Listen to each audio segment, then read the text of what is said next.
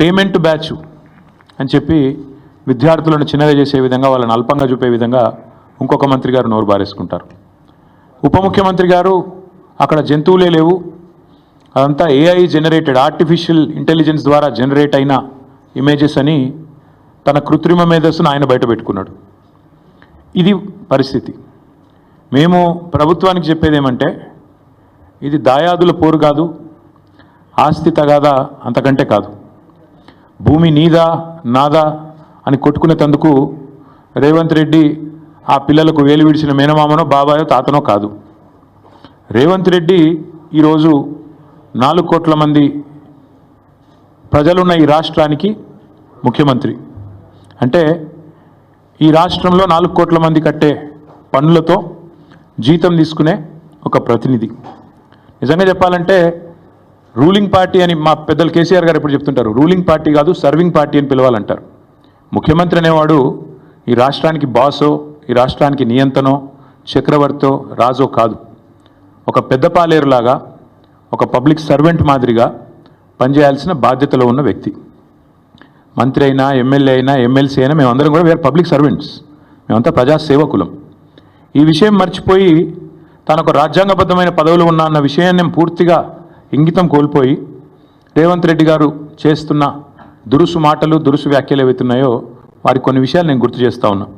మనందరం కూడా public servants, we are all public servants including you. ఇదేం పటేల్ పట్వారి వ్యవస్థ కాదు, ఇది నియంతృత్వం కాదు. ఇక్కడ ఎవరు రాజులు లేరు, చక్రవర్తులు లేరు. నువ్వు ప్రజల చేత ఎన్నుకోబడ్డ ఒక ఎమ్మెల్యే మాత్రమే.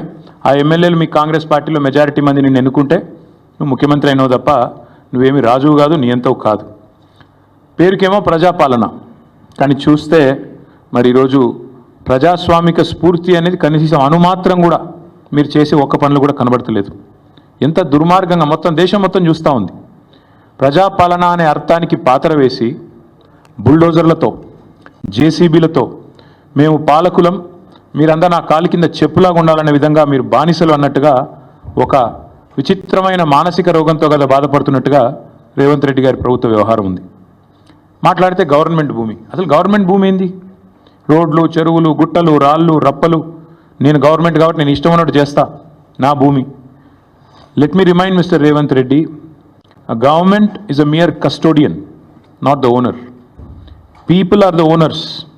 You are just a custodian. నువ్వు ధర్మకర్తవు మాత్రమే. ప్రజల సొమ్ముకు, ప్రభుత్వ భూమి అంటే ప్రజల సొమ్ము అది కాబట్టి ప్రజల సొమ్ముకు నువ్వు ధర్మకర్తవు మాత్రమే. You are a mere custodian for a very short time. నేనేదో రాజును, ఇది నాది రాజ్యం అన్నట్టుగా బిహేవ్ చేస్తే వారికి గుర్తు చేస్తా ఉన్నా, అది యూనివర్సిటీ భూమి, గవర్నమెంట్ భూమి, పంచాయతీ పక్కకు పెడితే నువ్వు you are a mere trustee and custodian, అంతే.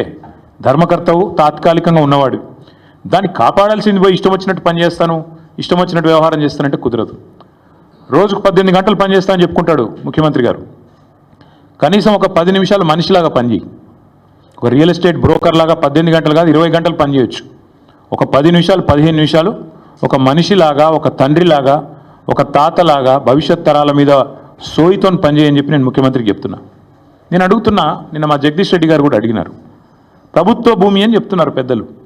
ప్రభుత్వ భూమి అయితే దొంగల్లాగా ఎందుకు పోతున్నారు? అందరికీ దొంగల్లాగా ఎందుకు పోతున్నారు? ప్రభుత్వ భూమిలోకి అర్ధరాత్రి పోయి దొంగల్లాగా జేసీబీలు పెట్టి దొడ్డిదారిన పోయి పిల్లలు ఆందోళన చేస్తుంటే వారితో మాట్లాడకుండా దొడ్డిదారుని ఎందుకు ఈ ప్రయోగాలు చేస్తున్నారు? నెంబర్ 1. నెంబర్ 2, మీరే కదా కోర్టుకు చెప్పారు, మార్చి 27-28 నాడు ఒక పబ్లిక్ ఇంట్రెస్ట్ లిటిగేషన్, ఒక ఎన్జిఓ వాటా ఫౌండేషన్ అని వారు ఫైల్ చేస్తే మీరే చెప్పారు కోర్టుకి 10 రోజులు సమయం ఇవ్వండి, మా జవాబు చెప్తాము, కోర్టులో మా కౌంటర్ ఫైల్ చేస్తాము అన్నారు. మరి ఆ 10 రోజులు ఏం పడిపోయిందని వాళ్ళ బుల్డోజర్లు పంపి అర్ధరాత్రి అపరాత్రి లేకుండా ఉన్న చెట్లన్నీ కూలగొట్టి అక్కడున్న పశువులను చంపేసి అక్కడున్న పక్షులను గూళ్ళు చెదిరేటట్టు చేసి ఈ 10 రోజులు దొంగల్లాగా ఎందుకు వ్యవహారం చేస్తున్నారు? ప్రభుత్వ భూమి అన్నమాట నిజమే అయితే ఎందుకు ఈ దొంగ వ్యవహారం? ఎందుకు పగటిపూట పోవట్లేదు? ఎందుకు అర్ధరాత్రి దాడి చేస్తున్నారు? కోర్టు సెలవులు చూసుకొని శనివారం, ఆదివారం, ఉగాది, రంజాన్ ఇవి చూసుకొని వందల వాహనాలు అక్కడ పంపి బుల్డోజ్ చేస్తారా? ఇదేనా ఒక ప్రజాస్వామ్యంలో ఒక నీతివంతమైన పరిపాలన అందించే వాళ్ళు, ప్రజాపాలన అని చెప్పుకునే వాళ్ళు చేయాల్సింది? దొంగదారిన పోవడమే కాకుండా పనికి మాలిన మాటలు మాట్లాడతారా? గుంట నక్కలు అని మాట్లాడతారు. ఎవరు గుంట నక్కలు? వాళ్ళ పిల్లలు చెప్తున్నారు, అవును మేము నక్కలమే కానీ నీలాగా పందికొక్కు కాదని చెప్తున్నారు. ముఖ్యమంత్రి గారికి అన్ని మాటలు పడాల్సిన అవసరం ఉందా? పిల్లలతో పిలిచి మాట్లాడొచ్చు కదా. అరే ఇంత దారుణంగా ఇంత ఇంత అన్యాయంగా హైకోర్టు ఎన్నిసార్లు తిట్టిందండి? ఈ హైడ్రాతోని వీకెండ్స్ పని చేసుకుంటా, శనివారాలు ఆదివారాలు పని చేసుకుంటా, కోర్టు సెలవు దినాల నాడు హైడ్రాతో మీరు కొడుతున్నారు పేదల ఇండ్లు, ఇంకోసారి పిచ్చి పిచ్చి చేస్తే హైడ్రాను రద్దు చేసి పారిస్తాను కూడా హైకోర్టు చెప్పలేదా? అయినా మీకు బుద్ధి రాదా నీ ప్రభుత్వానికి? బుల్డోజర్లు ఎందుకు పోతున్నాయి ఆదివారాలు శనివారాలు ప్రజల మీదకి? అంటే ఎన్నిసార్లు కోర్టు చెప్పినా, హైకోర్టు చెప్పినా, సుప్రీంకోర్టు చెప్పినా నీకు బుద్ధి రాదా? ఇంగితం రాదా నీ ప్రభుత్వానికి? అక్కడ పులులు లేవు, జింకలు లేవు అని పంచ్ డైలాగులు చెప్పడం ఏముంది నాకు అర్థం కాదు. అక్కడ ఏముందో కనీసం ఎప్పుడన్నా పోయినావా నువ్వు? పిల్లలు చెప్తున్నారు ఈరోజు ఫుట్బాల్ ఆడడానికి వచ్చినాడు, భూముల మీద కన్నేసినాడు, ఇప్పుడు మమ్మల్ని ఫుట్బాల్ ఆడుతున్నాడు, మా భూములు గుంజుకుంటున్నాడు అని పిల్లలు చెప్తా ఉన్నారు. నేనేమంటా ఉన్నా అంటే రేవంత్ రెడ్డి గారిని, ప్రజాపాలన అంటే విద్యార్థుల జుట్టు లాగడం, ఆడపిల్లల బట్టలు చింపడం, ఒక న్యాయం కోసం వాళ్ళు పాపం వాళ్ళు ఒక ఇంచు భూమి వాళ్ళదా, ప్రైవేట్ భూమి ఏమన్నా? ప్రజల కోసం, హైదరాబాద్ భవిష్యత్తు కోసం వాళ్ళు కొట్లాడుతున్నారు. అక్కడ చదువుకునే పిల్లల్లో 70-75% మంది పిల్లలు మన రాష్ట్రం వాళ్ళు కూడా కాదు. వాళ్ళు పాపం వివిధ రాష్ట్రాల నుంచి వచ్చి 2-3 ఏళ్ళు ఇక్కడ చదువుకొని 4-5 ఏళ్ళు చదువుకొని PhD చేసేటోళ్ళు అయితే వెళ్ళిపోతారు వాళ్ళు. కానీ వాళ్ళకి హైదరాబాద్లో ఉన్న ప్రేమ మీద నీకు అరపైసా ఉందా, అనుమాత్రం ఉందా?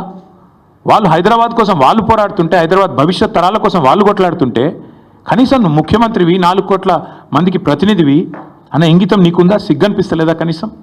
డబ్బు కోసం ఇంత దిగజారాలా? ఇంత తప్పుడు పనులు చేయాలా? నిన్న జగదీష్ రెడ్డి గారు చెప్పారు, నేను మళ్ళీ చెప్తున్నా, 14,000 ఎకరాలు మేము హైదరాబాద్ ఫార్మాసిటీ కోసం సేకరించాం. ఎస్, మాకు కూడా ప్రతిఘటన ఎదురైంది, మాకు కూడా ఇబ్బందులు అయినాయి. ఒప్పించి మెప్పించి మొత్తానికి కోర్టు కూడా అన్ని సరైన వివరాలు సమర్పించి మేము ministry of environment forest clearance తెచ్చి అన్ని చేసి 14,000 ఎకరాలు హైదరాబాద్ ఫార్మాసిటీ అని చెప్పి ఒక గ్రీన్ ఫార్మాసిటీ కడతామని చెప్పి మేము సేకరించాం. ఇవాళ నువ్వు దాన్ని 4th సిటీయో 420 సిటీయో కడుతున్నావు నువ్వు అక్కడ. నేను అడుగుతున్నా, మరి అక్కడ 14,000 ఎకరాలు నీ చేతిలో ఉన్నప్పుడు, మేము వడ్డిచ్చిన విస్తరలాగా నీ చేతిలో పెట్టినప్పుడు ఈ 400 ఎకరాల మీద ఎందుకు పడ్డావు? అక్కడ 14,000 ఎకరాల్లో కట్టచ్చు కదా. నువ్వు కట్టే ఐటీ పార్కులు, నువ్వు కట్టబోయే AI సిటీ, నువ్వు కట్టబోయే ఫ్యూచర్ సిటీ కోసం 14,000 ఎకరాలు పెట్టుకొని ఇక్కడ ప్రజెంట్ సిటీని ఎందుకు ఖరాబ్ చేస్తున్నావు?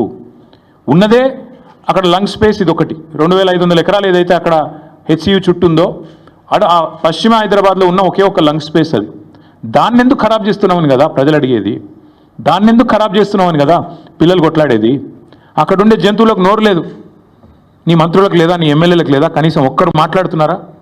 ఒక్కరికన్నా కనీసం బాధ అనిపిస్తలేదా? నెమళ్ళు అరుస్తుంటే, ఆ పశువులు పక్షులు గోల చేస్తుంటే, మా గూడు జరగొట్టద్దని ఏడుస్తుంటే ఒక్కళ్ళకు కూడా మానవత్వం ఉన్నవాడికి దేశం మొత్తం వినబడుతుంది, కానీ మీకు వినబట్టలేదా? అందుకే నేను రేవంత్ రెడ్డి గారికి చెప్పేది,